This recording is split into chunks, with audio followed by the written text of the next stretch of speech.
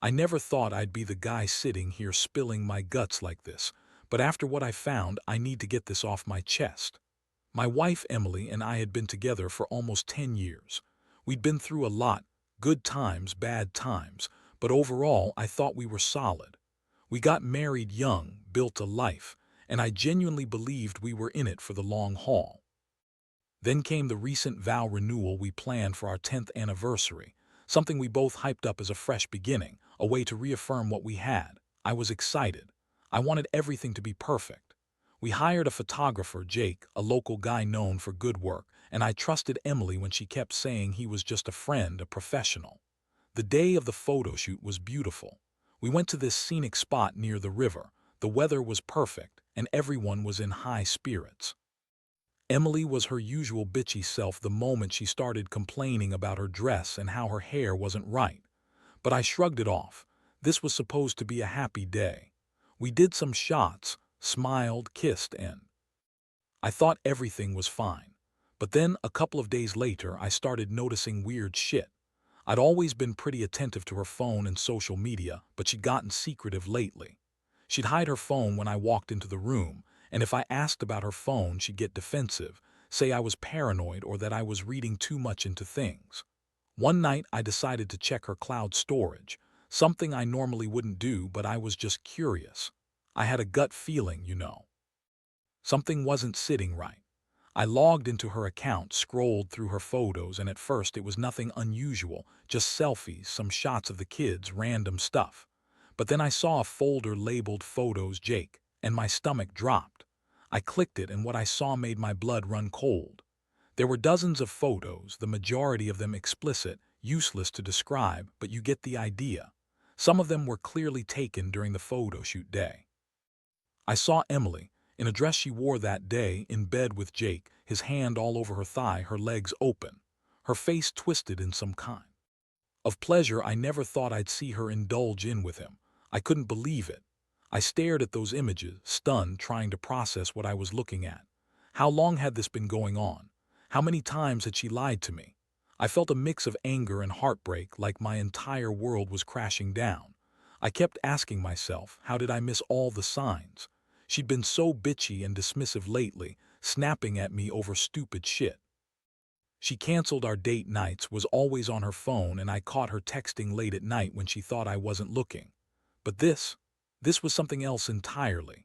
The woman I married, the woman I loved, was sleeping with our photographer, someone I trusted to capture our most special moments. And those photos, they weren't just casual pictures. They were intimate, something she wanted to hide from me at all costs. Part of me wanted to confront her right then, but I knew I had to think this through. I needed to figure out what this meant for us, what I was going to do next. I felt betrayed, humiliated, and honestly pretty damn angry. How could she do this to me, to us? I kept looking at those images, trying to understand what I'd just uncovered, and I knew my world would never be the same. Do you want me to go on? I spent the rest of that night staring at the ceiling, my mind racing. I kept going back to what I saw. The pictures weren't just a one-time thing. They looked like they'd been happening for a while. I couldn't help feeling like I'd been blind to all the signs.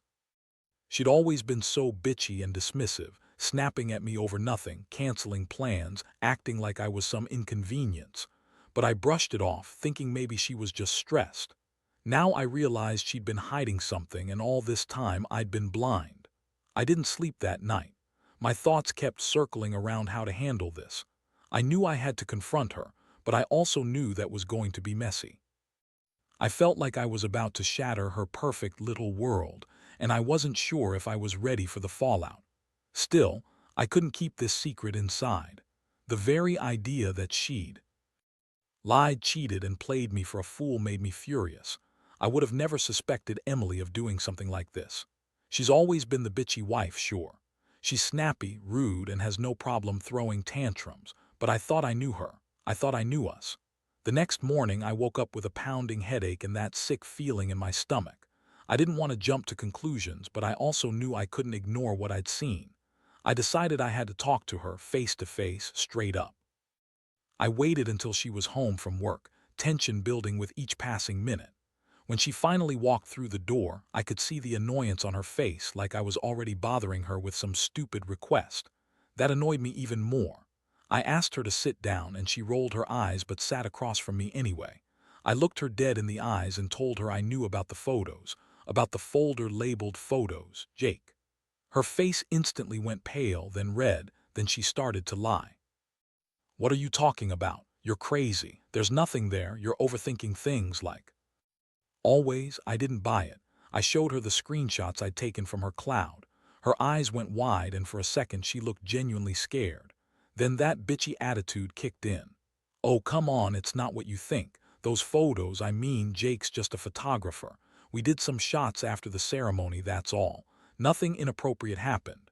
You're just jealous because I look good in some photos and you're insecure."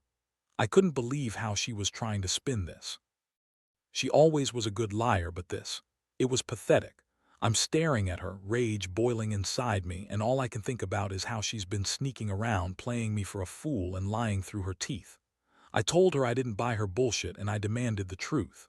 She kept insisting, making excuses, crying a little, trying to act like she was the innocent victim. But I wasn't buying it. I saw what I saw. I knew she'd been cheating on me with our own photographer of all people.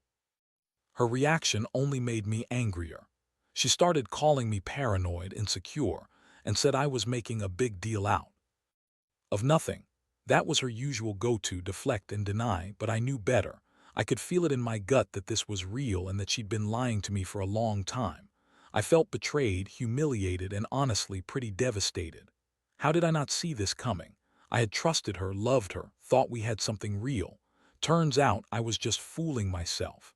I told her I needed some time to process this, and I told her I was done talking for now. She huffed and rolled her eyes again, but I could see the cracks in her facade. She knew she'd been caught. I closed the door behind her and just stood there, trembling. I couldn't believe I was actually living through this, that my wife, the woman I gave my life to, had been fucking around with our photographer. It felt like my entire world had fallen apart in one day. From that moment, I knew I had a choice to make. I could try to forgive her, forget everything, and pretend it never happened. Or I could do what I felt was right, expose her, burn everything to the ground and make her regret ever crossing that line. But whatever I decided, I knew my life would never be the same. Do you want me to keep going? The days that followed were like living in a nightmare I couldn't wake up from. Every time I saw her, Emily gave me that fake smile, that I'm innocent look, but I could tell she was panicking inside. She kept insisting she was sorry, that it was just a mistake, just a moment of weakness. She threw out all the typical lies. It didn't mean anything. It's just sex. Jake didn't mean to hurt anyone. I heard her say those words over and over, trying to manipulate me into believing she was the victim here, but I wasn't buying any of it. I saw the videos, the pictures, they told a different story, and I felt like I was suffocating under her lies. I kept replaying everything in my head. How she'd been distant, bitchy, snapping at me over small stuff. How she'd canceled our anniversary plans last minute, said she was busy. But obviously, that was just her way of hiding her secret life. I also remembered her acting weird around the photographer. Always texting, always making excuses when I asked about him. Now it all made sense. I'd been so clueless, so naive. One night I finally decided I couldn't hold back anymore. I was going to confront her with everything, no more pretending, no more denial. I sat her down in the living room, took a deep breath, and laid it all out. "Emily, I saw the pictures. I know about you sleeping with Jake. Don't even try to lie your way out of this." Her face twisted, her eyes flashing with anger and guilt all at once. She spat back. "It's not what it looks like. You're overreacting. Those photos mean nothing. We just did some photos after the ceremony, that's all, I swear." I looked at her, disgusted. "Don't lie to me. I saw everything. You're cheating, Emily. You've been lying to my face for months. How could you do this? With the guy we trusted to take our wedding photos. Do you even realize how much you've hurt me?" Her voice was shrill, trying to sound innocent. "You're just jealous, that's all. Jake's a professional, and I was just trying to look good for the photos. It didn't mean anything. I love you, no, I swear, it was just sex, just one time. It's over now. I don't know why you're making such a big deal out of it." That was the moment I realized her excuses weren't going to work. She was clearly trying to minimize what she did, trying to blame everything on my insecurities. But I knew better. I could see she was lying through her teeth, desperately trying to cling to whatever shred of control she had left. I felt an overwhelming mix of anger, heartbreak, and betrayal. My trust in her was shattered. I got up, telling her she needed to leave, that I couldn't stay under the same roof anymore. She started crying, begging me to forgive her, saying she'd do anything to fix it. But I was done. I told her that trust was broken beyond repair, that I needed space to think about whether I could even stay married to someone who'd betrayed me like this. The next few days were the hardest. I moved into the guest room, refusing to even look at her. Every time I closed my eyes, I saw those images, that intimate scene.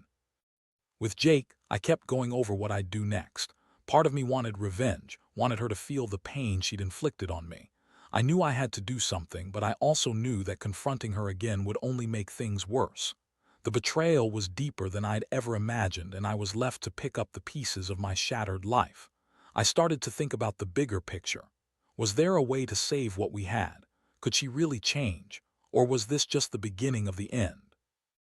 I wasn't sure yet, but I knew one thing. I couldn't keep pretending everything was okay. I had to face the reality of what she did and decide my next move. I wasn't going to let her ruin me completely, but I also knew I'd never look at her the same way again. Would you like me to continue? After a few more days of silence, I decided I needed to face her again, this time with a plan. I wasn't going to just yell and accuse. I needed to get to the bottom of her motives, her excuses, and decide what I was going to do about us. I wanted to hear her out, but I also knew that whatever she said wouldn't change what I already knew. She was a liar and her actions proved it. Still, I needed closure, even if that meant tearing off the last shred of trust I had left. One evening, she finally came into the room looking half apologetic, half defiant. I didn't say much at first. I just looked at her, waiting for her to start talking. She sat down hesitantly and then spun her usual bullshit. Look, I know I screwed up. I was stupid and I was just feeling neglected. Jake was just there and we got caught up in the moment. It's over now, I swear. I love you and I want to fix this. I looked at her furious. Fix it? You think saying it's over is enough? You cheated on me with our photographer, Emily. How do you expect me to just forget that? How do I trust you again? Her eyes started to tear up, but I wasn't buying her crocodile tears anymore. You always make everything about sex. Yeah, we had a slip, but it doesn't mean I don't love you. I'm sorry, okay? I'll do whatever it takes, therapy, whatever you name it. I shook my head. I'd heard enough excuses. That's when I decided that if I was going to do this, I needed to do it right. I told her she needed to leave the house for good. I wasn't going to keep living with someone who'd betrayed me so deeply, no matter how much she begged or cried. I told her I'd file for divorce unless she moved out that night. Her reaction was classic. She threw a tantrum, yelling, saying I was overreacting, that I was ruining everything and that I didn't understand her. But I was beyond caring about her feelings at this point. I was strung out, angry, and exhausted from all the lies. In the end, she packed her bags and left that night. As she slammed the door behind her, I felt a strange mix of relief and emptiness. The house was so quiet without her, and all I could hear was my own heartbeat. It was like waking up from a nightmare I didn't want to be in anymore. I started thinking about all the years we spent together, how she'd always been so bitchy and self-centered, but also how I'd naively believed we had something real. Now I saw her for what she really was, a liar, a cheater, someone who'd betray her vows for a quick fuck with a guy she barely knew. That night, I sat alone and scrolled through her cloud storage again. I wanted to make sure I had everything, just in case. I found more pictures, screenshots she'd tried to delete, but I'd saved them before she could. There were more intimate photos, some from the nights she was out with friends, and others from the days she claimed to be working late. I felt sick looking at them, knowing I'd been played for a fool. But at the same time, I was relieved. I'd finally seen the truth. No more pretending. No more sleepless nights wondering if I'd missed the signs. As I closed my laptop, I realized I was at a crossroads. The pain was still raw, but part of me was already moving on. I knew I'd have to rebuild my life without her, without the woman I thought I knew. I also knew that I'd never trust anyone like that again. But I was determined to heal, to learn from this, and to never let someone betray me so deeply again.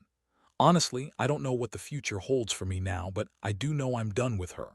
Done with the lies, the betrayal, the fake smiles. I learned that sometimes the person you trust the most can turn out to be the biggest liar hiding behind a pretty face. And yeah, I've got a long road ahead, but at least now I know the truth. Would you like me to continue? The aftermath of her leaving was a strange mix of relief and emptiness that I wasn't entirely prepared for. For a few days, I lurked around the house, trying to pretend it was just a temporary situation, like she'd come back and everything would be fixed. But deep down, I knew that wasn't happening. The house, once filled with her bitchy comments and fake smiles, now felt hollow, like a shell of what it used to be. I started to focus more on myself, trying to piece my life back together. It wasn't easy. Every little thing reminded me of her. The way she'd sneer during arguments, her dismissive attitude, her constant texting Jake. Hell, I even found some of her clothes still hanging in the closet, remnants of a life I was no longer part of. I realized that I'd wasted so much time trusting her, believing in the vows we took. Now, all I had were these secret photos, her lies, and a broken heart. One thing I couldn't ignore was how much anger I felt. Not just the usual rage you get after a breakup, but a deep, burning fury that she'd betrayed everything we built. That she'd slept with someone I thought was just a professional photographer, someone who was supposed to help us remember our special moments, not become the reason I lost my trust and respect. I could see her face in my mind, her bitchy smirk, her tears, her desperate excuses, and I realized that I'd never forgive her for what she'd done. But over time, the anger started to fade, replaced by a sense of clarity. I knew I had to do something I'd never done before, really confront the trauma. I reached out to a therapist, started talking about everything. It helped me understand that her betrayal was really about her own shortcomings, her inability to be honest and faithful. I learned that I couldn't change her, but I could change how I responded to this mess. I told myself I wouldn't carry this bitterness forever, but I also wouldn't let her pain define me. I also kept digging into those photos, saving them, making sure I had backups in case she ever tried to erase everything. It was part of my process, I guess. Seeing what she'd done made me realize the kind of person she was: selfish, manipulative, willing to destroy what we had for a fleeting moment of pleasure. That realization stung, but it also freed me. I didn't want to be with someone who'd treat marriage like a cheap fling, someone who prioritized her own needs over everything else. Eventually, I started to think about rebuilding myself. I threw myself into work, started exercising regularly, and even reconnected with some old friends I'd neglected. For the first time in a long time, I felt like I was reclaiming my life. I knew I'd be okay, more than okay, actually. I'd survived the worst betrayal I'd ever experienced, and I was still standing. That gave me a strange sort of strength I'd never felt before. Looking back now, I realize I've learned a lot from this whole ordeal. Trust is fragile, and sometimes, even the most confident, loving person can be blindsided. But I also learned that I don't need someone who betrays me to be happy. I deserve better, and I'm going to find it without her. The pain will always be there, but it's becoming less sharp. I know someday I'll look back and see this as a chapter in my life where I learned to be stronger, to be smarter, and to recognize the signs I once ignored. And honestly, I hope this story helps someone else out there. Because if you're going through something similar, just remember, you're not alone. And even when it feels like everything's falling apart, you can pick up the pieces and build something better. It's not easy, but it's worth it. Trust me. Would you like me to finish with the final part? Now, sitting here reflecting on everything, I realize just how much this whole experience has changed me. I used to think I was invincible, that nothing could shake me, but betrayal like this cuts deep, worse than I ever expected. Still, I've come out on the other side, battered but stronger, and honestly, a lot wiser. I learned that sometimes people you love and trust the most are the ones who can hurt you the worst. It's a hard lesson, but one I wouldn't trade for anything because it's made me realize my own strength. I've also learned that you can't control other people's actions, but you can control how you respond to them. I could have fallen apart, let her ruin my life, or even try to get revenge. But I chose a different path. I focused on healing myself, on rebuilding what I thought was lost. I've started dating again, cautiously, taking my time, not rushing into anything, and most importantly, trusting my own instincts now. No more blind trust. I'm not that naive anymore. I know what red flags look like, and I see through the bullshit a lot quicker. One thing I want to say to anyone reading this who might be in a similar situation: listen, it hurts like hell. Nothing can really prepare you for the gut punch of betrayal. The anger, the heartbreak, the humiliation, it all hits at once. But I promise it does get better. Time is the best healer, and with each passing day, the pain becomes a little less fierce. It's about accepting what happened, forgiving yourself if you feel you need to, and moving forward with a clearer mind. I've come to understand that the most important thing you can do after something like this is to love yourself enough to walk away from toxicity, from lies, from betrayal. Don't stay just because you're afraid of being alone or because you think you can fix someone else's brokenness. Because the truth is, you can't. The only person you truly owe anything to is yourself. And you deserve honesty, respect, and loyalty, things that are earned, not taken for granted. Looking back, I see that this ordeal was a wake-up call. It made me realize how much I was willing to overlook, how much I was willing to accept because I loved her. But I also learned that love isn't about sacrificing your own worth or ignoring your own feelings. Love is about mutual respect and honesty. If those aren't present, then it's not really love, just an illusion. Now I feel free. I feel lighter even with all the scars. I've closed that chapter of my life and started writing a new one, one where I put my happiness and well-being first. I don't have all the answers yet, and I don't pretend to be perfect. But I do know this: I am better without her. I am capable of love again, but it will be on my terms, with someone who truly values me, who respects the vows they make, and who wouldn't betray me for a moment of pleasure. Most of all, I want anyone reading this to understand: these kinds of betrayals leave scars, but they don't define you. You have the power to rebuild, to heal, and to find happiness again. It's not easy, and sometimes the pain feels overwhelming, but it passes. And one day, you'll look back and see how far you've come. Trust me, the future is brighter than you think, even after the darkest storms. That's the end of my story. Thanks for reading.